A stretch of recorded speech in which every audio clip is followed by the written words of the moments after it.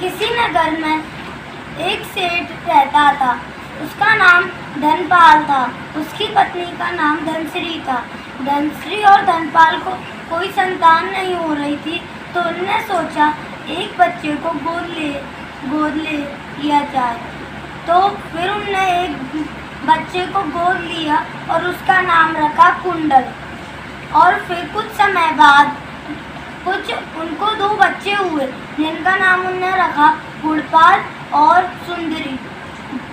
तो फिर धनपाल जी तो मर गए।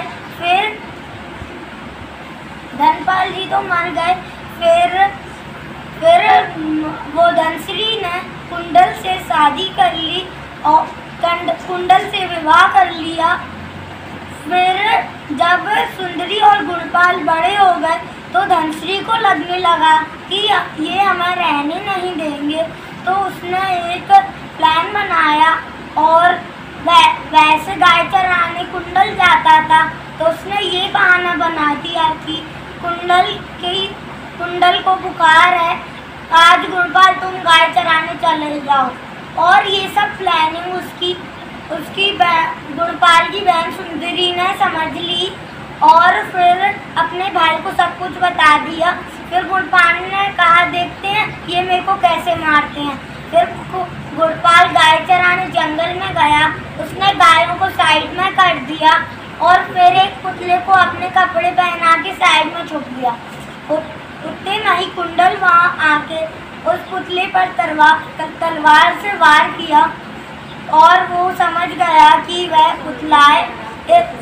फिर कुंडल भागने लगा तो इतनी देर में गुड़पाल आके उसको वहाँ तलवार से मार दिया। फिर गुड़पाल घर गया।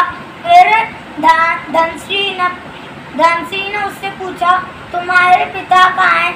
बार पूछा पर गुड़पाल ने कुछ नहीं कहा। फिर गुड़पाल ने कहा मेरे पिता कहाँ हैं? मेरी तलवार बता रही है। तो फिर ये बात को सुन के धनश्री को गुस्सा आया और उसने गुड़पाल को मार दिया। फिर ये सब सुंदरी ने देख लिया। फिर सुंदरी को गुस्सा आया तो वो रसोई से कुटनी लाकर उसको मारने ही वाली थी। फिर दोनों हाथापाई करने लगे। फिर आवाज़ें आ रही थी तो बाहर से कुछ लोग आए और उन्होंने राजा को यह सारी बात बता दी और राजा ने सैनिकों को भेज के ये उनको महल में बुलवा लिया। फिर राजा को सारी कहानी सुनाई गई और उसको पता चला कि वो सुंदरी की कोई गलती नहीं थी। तो धनश्री के पहले नाक काट के उसके कान काट के उसको गधे पर बिठा के पूरे गांव में चक्कर लगवाया और उसको फांसी लगा दी गई। फिर सुंदरी अकेली रह गई और उसका कोई दोस्त भी नहीं था। इस कहानी से हमें यह शिक्षा मिलती है कि कभी हिंसा नहीं करनी चाहिए।